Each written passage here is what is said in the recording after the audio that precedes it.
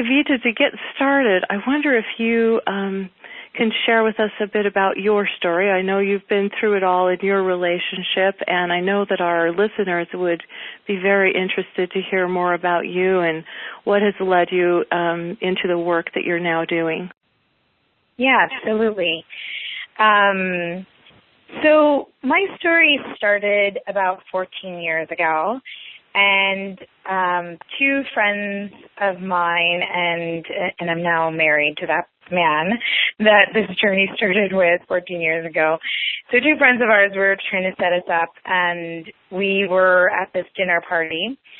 And the way the dinner party was situated was that the women were going to cook up a storm, and all the guys were hanging out together on the other side of the room.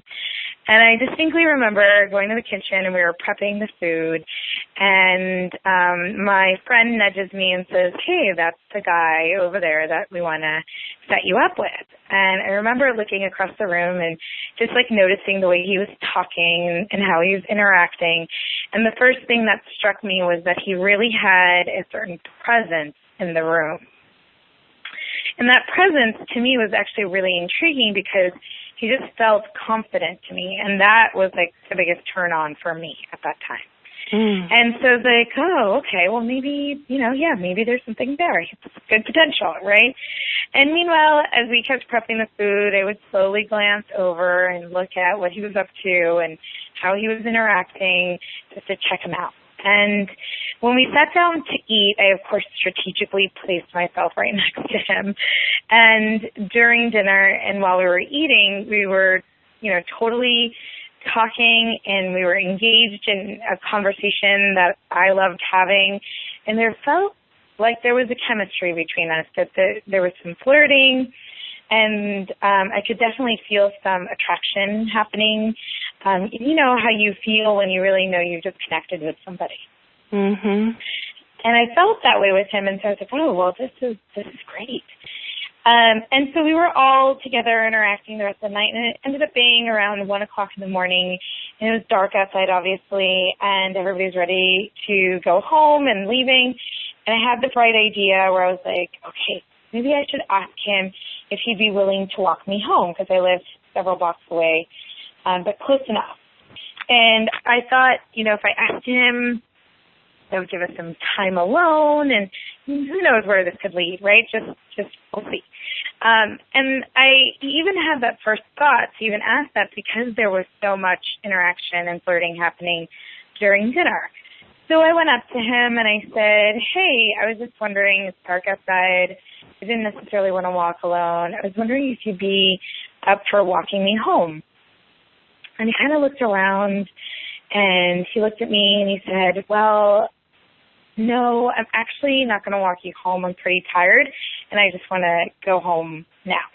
And I was like, what?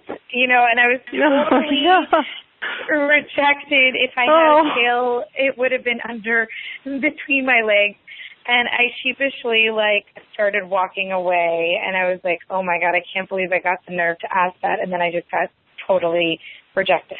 And by the end of the night, within the next 15, 20 minutes, he actually did end up walking me home, but that just gives you a sense of our first interaction.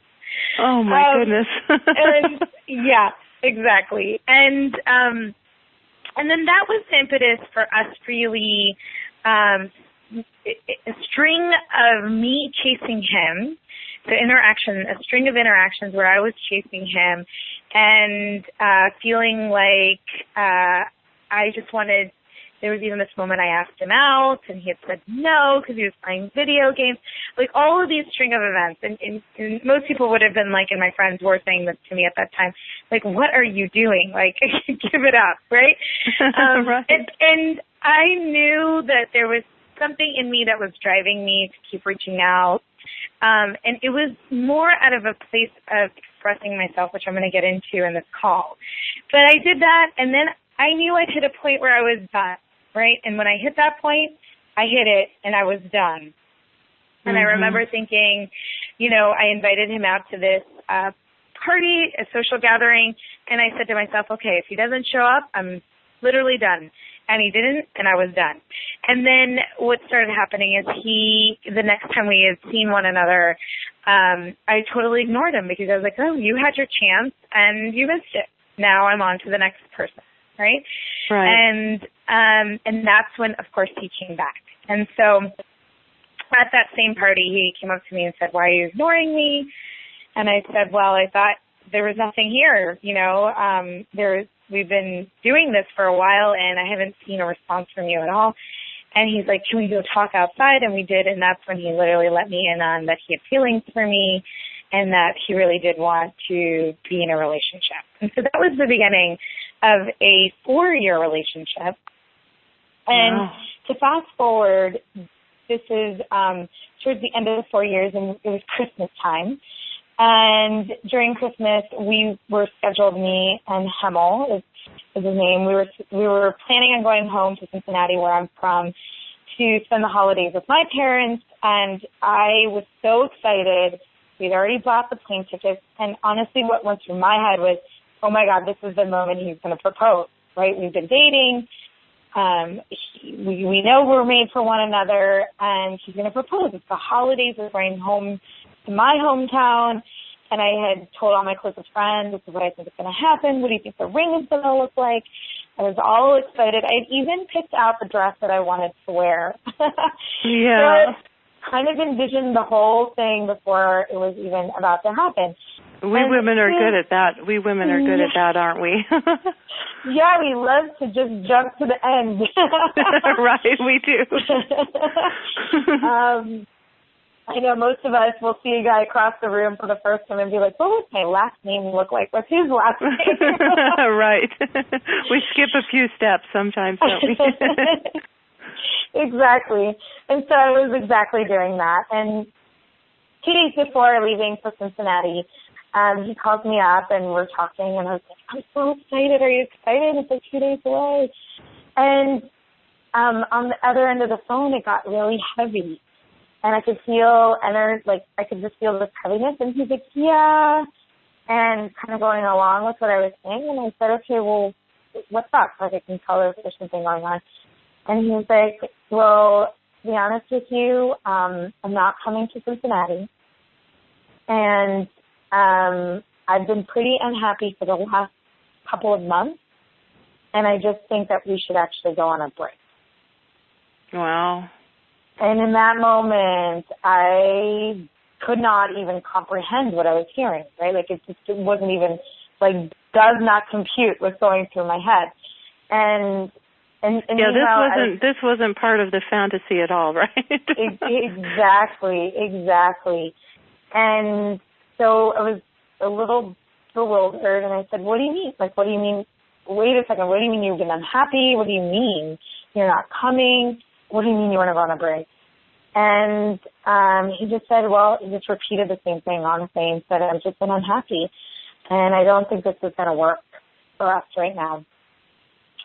And I immediately went into panic, right? Because everything that was going through my head was like, what am I going to say to my parents? What am I going to say to my friends? What's going on right now? I can't even take this in. And I said, I have a million questions. I just started to ask them and started to say, what did I do wrong? And why are you doing this? And all he could respond was, I don't really know how to answer all these questions, and I'm actually going to go right now. And he hung up the phone. And I was devastated. I could not comprehend what just happened. I was shocked. I mean, umpteenth amount of feelings. I was like, oh, he's just kidding. He's going to call back in just a moment and say, just joking. And he didn't. And I ended up going to Cincinnati by myself. And I was a total wreck. Yeah. And in the middle of being home and a couple days before I was coming back, I got it into my head that I was taking a look at, the last several months. What maybe did I do wrong? Overanalyzing everything. And I came back home thinking, okay, I'm gonna figure out how to get him back, right? And I will do whatever it takes to get him back. And so I came back. I remember putting together this huge care package with everything that he loved, books that he loved, bookmarked with quotes on it that we've talked about before, like everything to show him I appreciate you. I'm the one that knows you the best.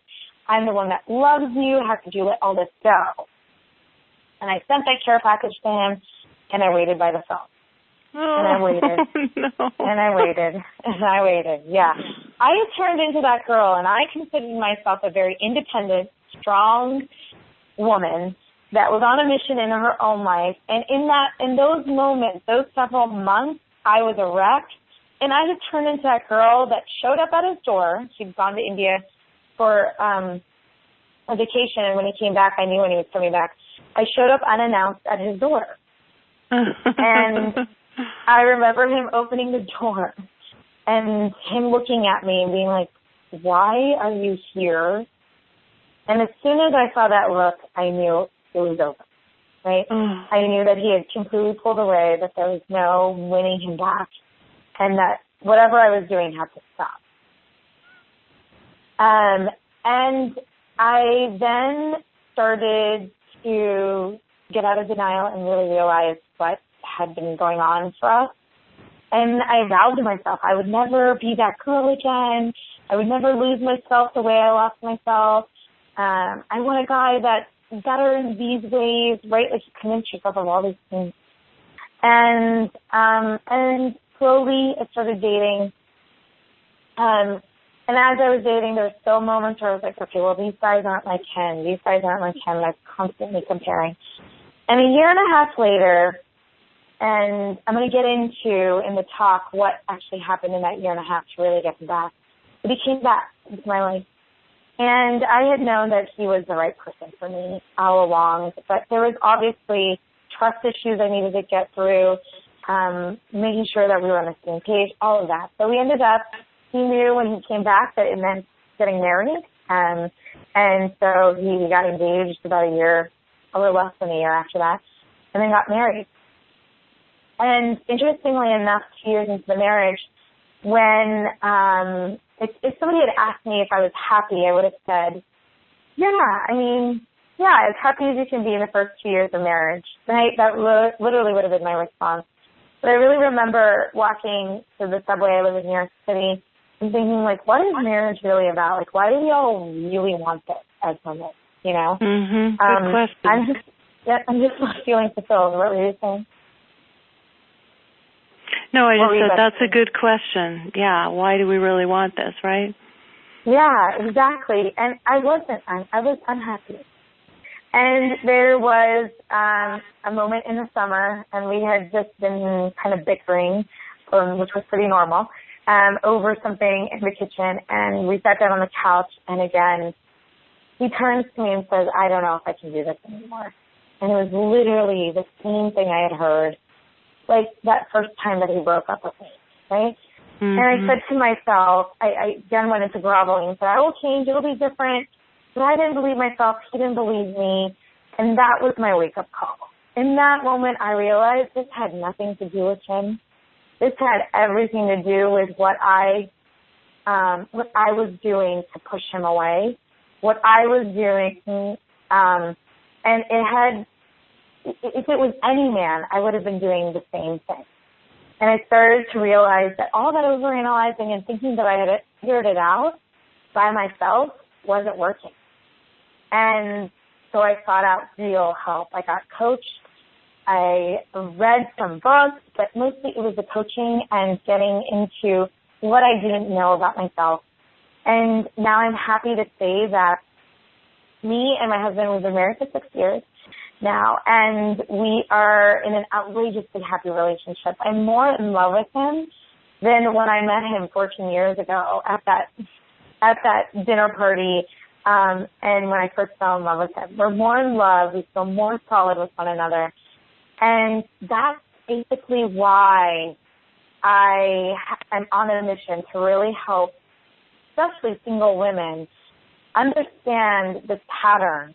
Because when we can understand what is really stopping us from letting a man love us, everything changes. Because the truth is, you can meet the right man, you can even get married, and you can still lose him if you're not figuring this out first. Mhm.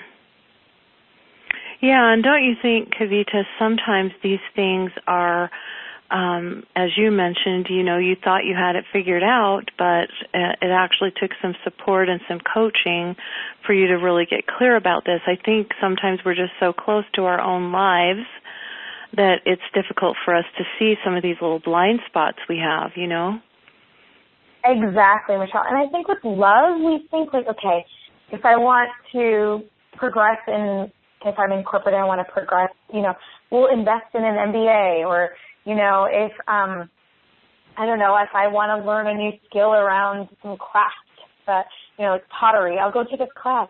And in love, we think that just asking our friends and family is going to do it.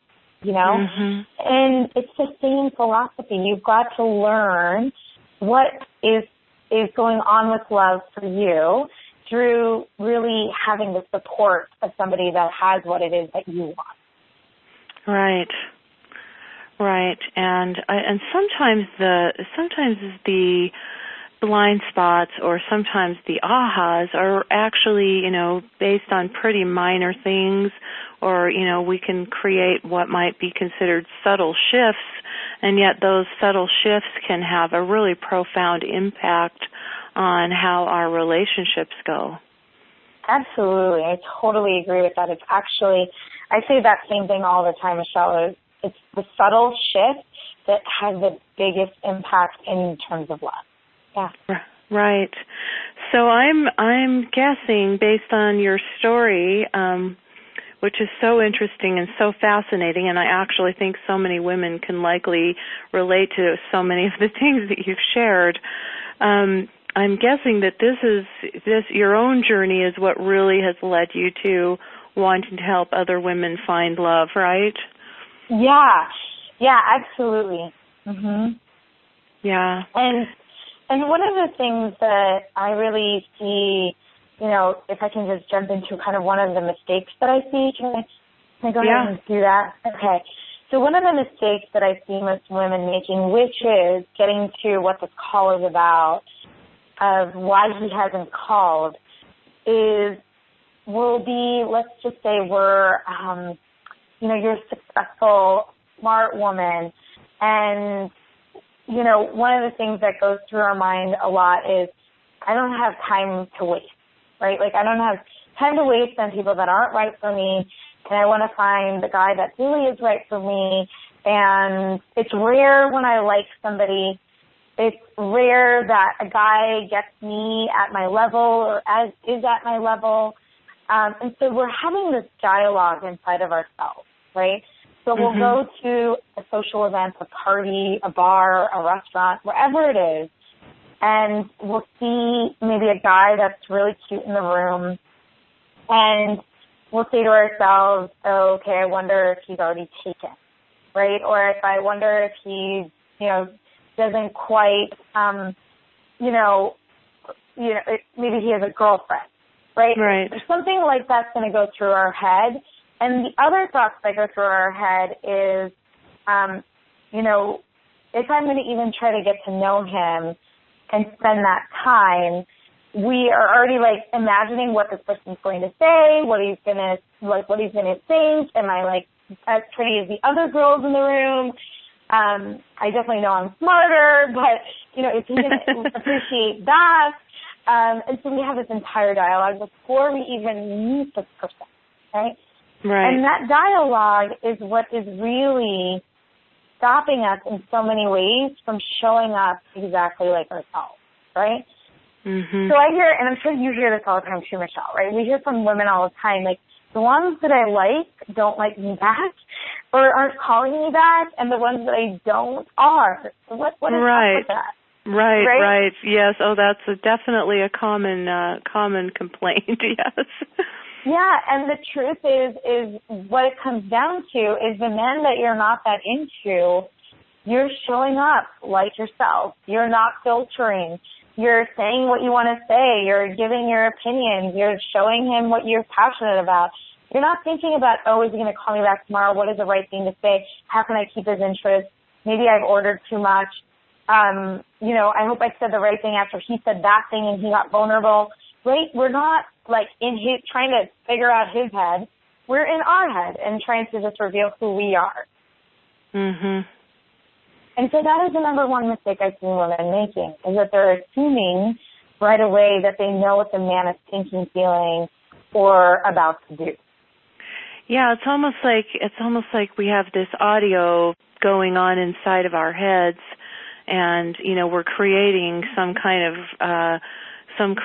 of a reality which may not actually be the reality, right? Yeah, exactly. And the reason these things are happening is because these thoughts are literally manifesting into reality for you, right? And these thoughts are also connected to certain beliefs that you have around love from when you were really young, right? So this is much deeper than just trying to shift the thoughts, which is absolutely the first place to start, is to start to shift the dialogue, right, with ourselves, which is there are no good men out there, they're all taken, or most of them are looking for, like, the blonde, dumb one, or right. they're not looking for the smart, intelligent woman that's got it together. So all of this kind of or they're intimidated by me. I hear that a lot too. So this dialogue does need to shift, right? And one way we can shift it is to start to say to ourselves that there are amazing men everywhere I go, because that is the truth. They're not all hanging out in one place. And so for us as, relationship and dating coaches to say to you, go to this one place and you'll find all of them. That's not actually what happens. Yeah, wouldn't that be nice, right? If there was one place where we could all go, where all single women could go and find. But I love that what you just shared, that there are amazing men everywhere I go, because I think that, that kind of mindset can create such opportunity that is not going to be there if the audio playing in our minds is all the good ones are taken, or, they all want the 20-year-old blonde bimbos or whatever, right? Yeah, exactly. Yeah, so just as one tip, just for right now, to start to have the mantra of there are amazing men everywhere I go that can understand me, that get me, that can love me, that are willing to be serious with me, right? Like all of those things that we desire, to start to use that as our mantra. And a lot of times we're scared to even say those things because we're like, does that man even exist, right? Right. And he does, and they're everywhere. So just take, mine and Michelle's permission around that to really allow yourself to own that mantra. Yeah, I love that. Thank you for sharing that mantra. And you're right. I think there are good, high-quality men everywhere. But as you mentioned, when we have these things going through our mind, we're creating these realities based on our thoughts, we may not be able to see them as women, because if we have the audio playing in our minds, there's no good ones out there, it's going to be very difficult to see them, right? Yeah, absolutely. Exactly. And I think the other thing is, and some of you can start to decide what camp you're in, but a lot of times, this is just the first level of starting to shift your thoughts at this kind of affirmation level, but there's obviously more to this than just affirmation, right? Because if affirmations could get us to die, I think all of us would have them by now. Right. And there's more to it than that. So what is that, right? And one of the things is many of us don't really know what it is that we really want, right? We think we know. And so what I mean by that is I'm going to describe these kind of two camps that I see most women fall into. And, as you're listening to me, ask yourself, which camp are you in? So one is what I call the checklist camp, right? So you may be a woman that has a long checklist of things that you know that you want in a guy, and it would be, something like he's an amazing dancer and he's family-oriented and he's financially stable and he's tall, dark, and has blue eyes, and you have a whole list. Right. And typically, for those of you that are in this camp of checklist, what's happening is that you're either writing out an entire list of who you are, So you're just like, well, I'm a good dancer. I want a good dancer. I'm family-oriented. I want somebody that's family-oriented. I'm ambitious. I want somebody ambitious, right? Right. And trust me when I say this, you don't want to date yourself. Like, that just is not compatible in the sense of somebody giving to your life in a way that is really profound, and you giving that to the other person, right? Right, right. And so some of you may be catching yourself doing that, or you're putting down characteristics that you want to be saved around. So if you feel like you're not financially say that again. Stable, You're putting down characteristics that what? You want to be saved around. Oh, you want to be saved around. Yeah, I didn't quite hear what you said there. Yeah. And okay. So what that is, if I'm not financially stable, then I'm going to meet a man that is. Right? Right. So that he can give to me in that way and my problems will be solved. Right. Right. Right. And that's no way to actually create what it is that you want either. Right? Right. So maybe you're in Camp Checklist, and I'm going to get into how do you start to really understand what you want. And the other side is Camp Open, I call it. And Camp Open is maybe you tried the checklist, and that didn't work for you. So now you're just like, I give up. I'm just going to let the universe drop him into my lap. Right. And whoever kind of comes my way, I'm going to say yes to them, and I'm going to go on a date, and I'm going to keep doing this. And eventually, he'll come. Right. And the problem with that is the universe takes cues off of, direction. It doesn't, and so if you're not giving it any direction, you're just saying yes to all kinds of things. And then what that ends up doing is you start to feel jaded around love. You start to say to yourself, well, I've dated so many kinds of men, all kinds of careers, all kinds of personalities, and none of them were right. So how will I ever find the right one? Right. Right? So you can start to see what's going on here. So how do we actually have you understand what it is that you want? Right? That's the question. Yeah, I'm hoping you're going to tell us. Yeah, I am. And it's gonna be the thing that you didn't expect me to say to you. But I'm gonna kind of reveal it through a story. So okay. There's a client of mine that I was talking to, and we were actually at the dinner several months back, and this was right before she became my client, actually. So she said to me, she knew what I did, and she was a friend, and she said, hey, Kavita, I have a question for you. I said, sure. And she said, so I'm dating this guy, and the sex is amazing. We're physically really connected. And I feel really close to him physically, and the chemistry is just undeniable. It's so amazing. And meanwhile, I don't know if we emotionally have a connection. So I'm wondering, what is going on with this relationship where we're physically connecting like this, but emotionally we're not. And so I said, okay, I hear that a lot. And sometimes for some people it's the other way around, right? The emotional is there, but the physical isn't. Right. And so I said, okay, I get it. I said, so what do you think is preventing you from emotionally connecting? She said, well, I think it's because we just have totally different interests. And she said, I'm like a city girl. I love living in a city, going out to nice, high-maintenance dinners or expensive dinners, and, going to a lounge afterwards and that lifestyle. Meanwhile, he loves the country, loves, biking and hiking and canoeing, and it's not that I'm not into that, it's just that I'm not into it that much, right? Right. And she's like, and I just believe that you have to have interests that are in common for it to work. And I said, okay. And a red flag went off in my head because we know that you don't actually have to have all interests in alignment for something to work. Right. And the reality is even my relationship in my marriage is not like that, right? So I said, okay, so the very first question I asked her after that was, how do you perceive your parents' relationship? This is the part that you probably didn't expect me to ask her that. So I said, what do you perceive your parents' relationship to be like? And she said, well,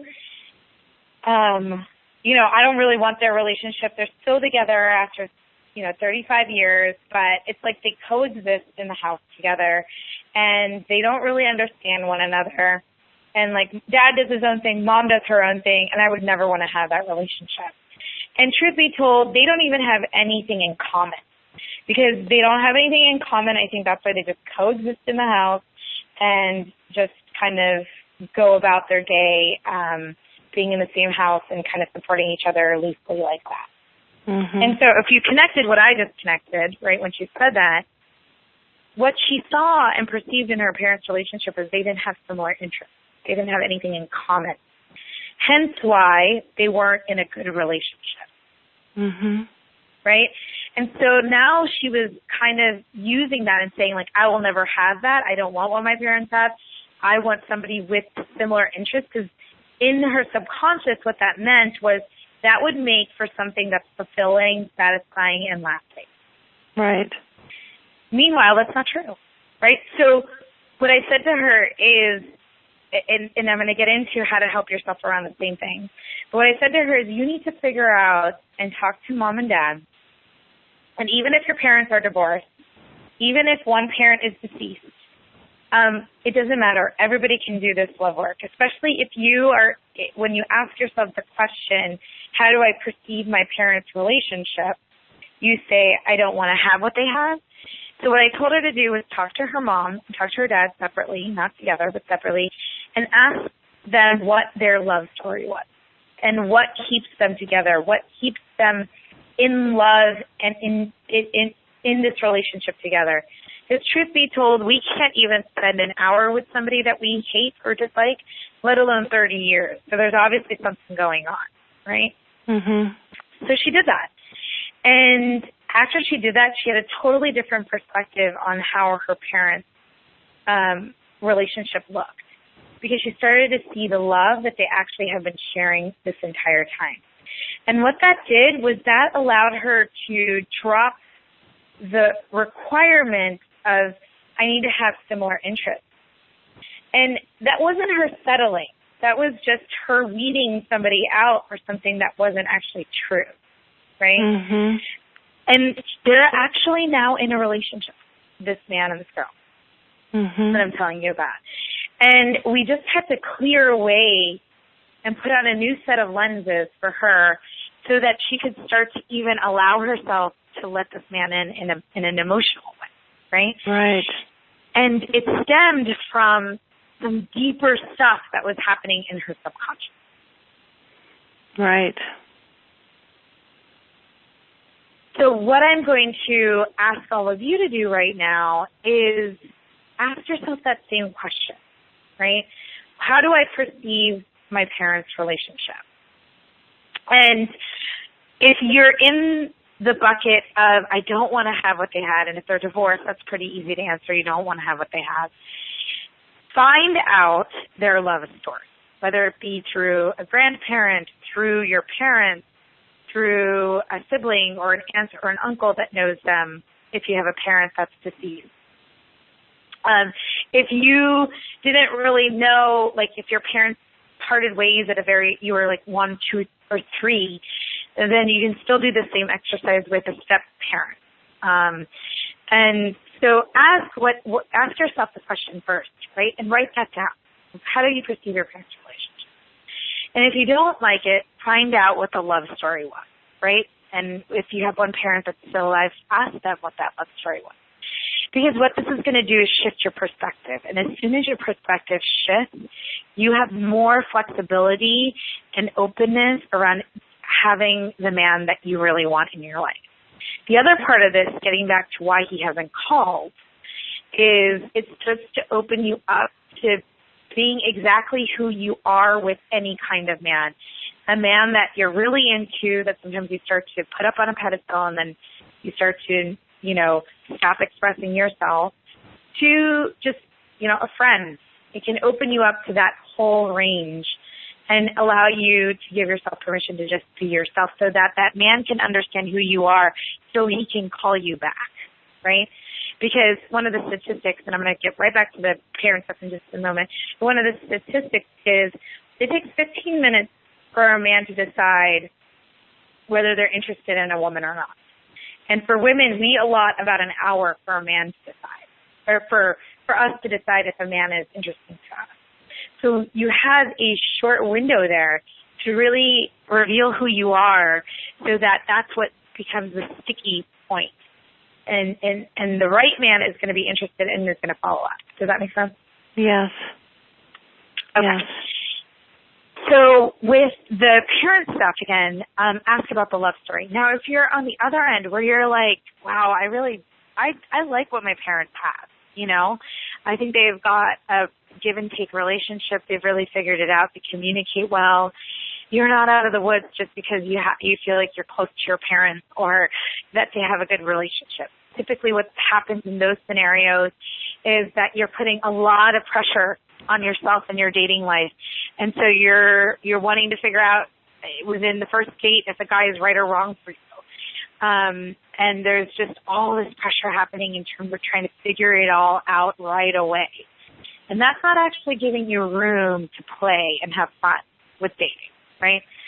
So with that, if you perceive your parents in that way, then the question I want you to ask them is, what were some of the problems? And maybe you even know some of them, but it's through this conversation that you're going to get so much more information. Trust me when I say that.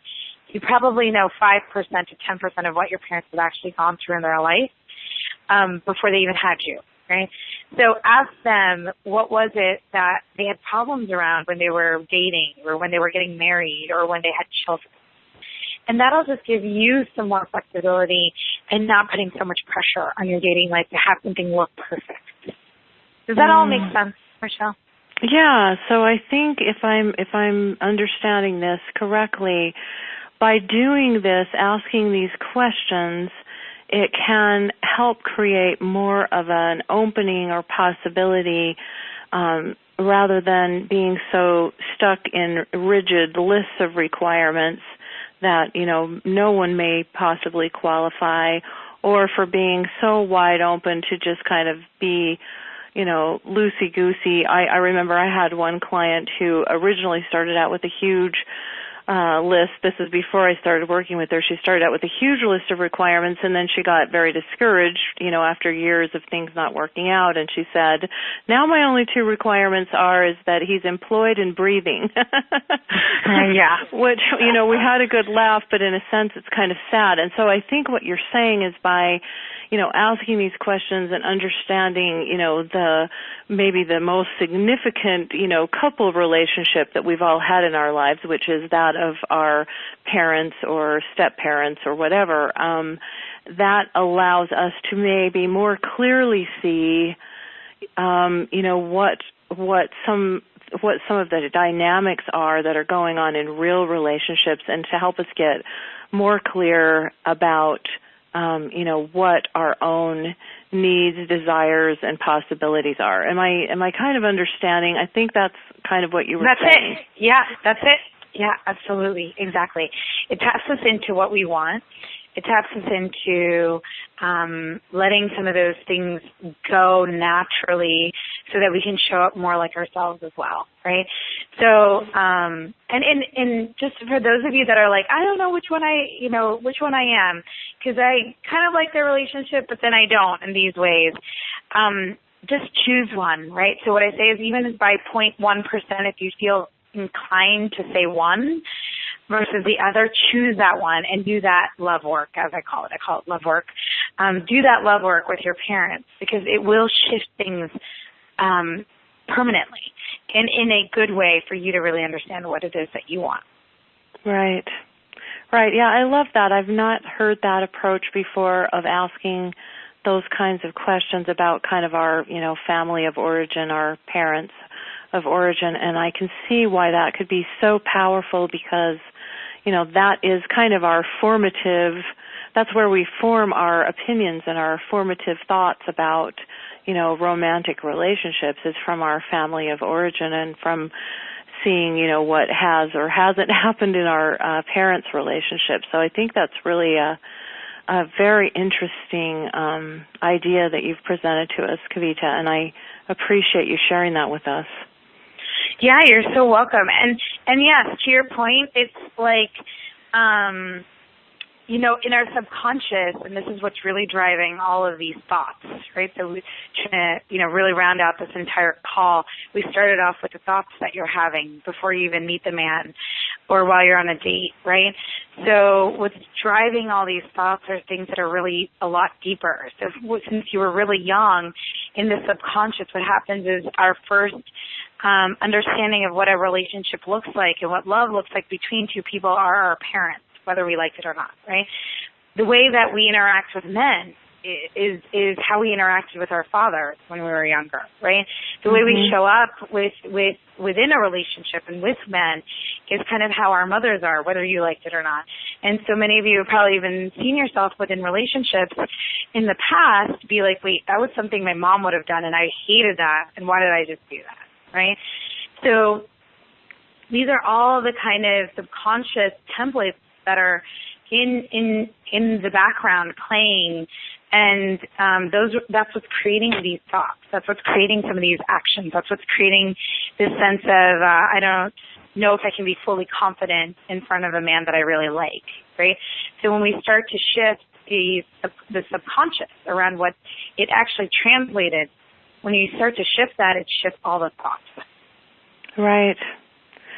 Yeah, I can see where that could be some really deep love work, as you call it. I think that could really make a significant difference for a lot of women. And so I encourage you to experiment with this, with what Kavita has shared with us today. I think that this could really open up some interesting possibilities for each of you. And you know, I'm married now, but I actually think that I like to experiment with this a little bit myself, just because, you know, even when in the context of marriage, as you've shared, you know, we still have ideas and expectations of how things should be or go or that kind of thing as well.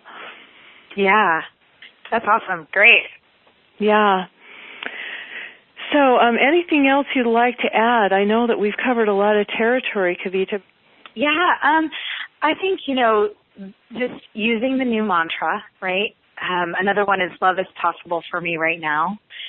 Love is possible for me right now. There are amazing men that can understand me, that want to be serious, that are at my level everywhere I go. Starting there and then tracking and allowing yourself to be conscious with what is the dialogue when you're in front of a man you really like. Right? Mm-hmm. And what is going through your head, and who is that connected to? Who has said those things to you, or who has represented those things as like a model for that? Is it mom? Is it dad? Because I promise you, almost everything that's kind of coming up for you is connected in some way to both of those people, right? And so as you start to see that, it's such a place where you can then start to understand, okay, how do I start to go deeper with this work and understand how I shift the way I'm seeing these things so that I can change the dialogue that I'm having with myself. And of course, we've just scratched the surface here, right? Right. So I just wanted to give you the first thing that you could do right away. And then there's more to it, but I just wanted to just start to plant those seeds too, in terms of what is the dialogue when you're in front of a man you really like.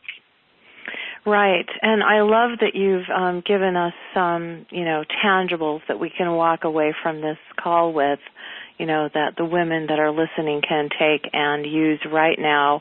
And yeah, you're absolutely right. You know, with another thing that you've alluded to in what you just said is that, you know, our work in relationships and our knowledge and understanding of how to be successful in relationships is something, you know, we never complete in our lifetimes, right? There's always more to learn.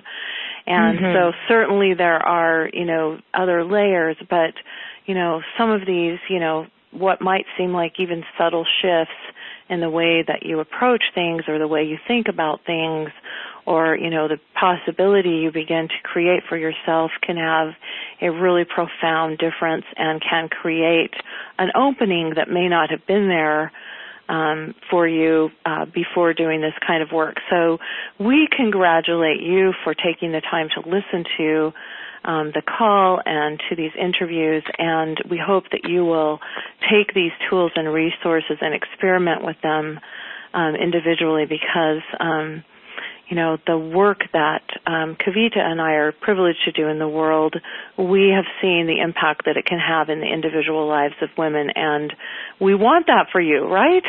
Yeah, absolutely. And the number one thing that needs to happen is getting into action in a different way, right? So, yeah. Right, getting into action in a different way.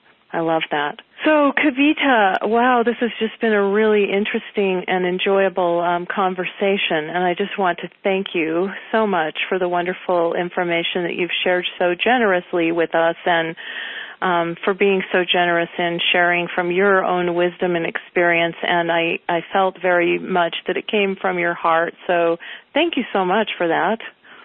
Oh, you're so welcome.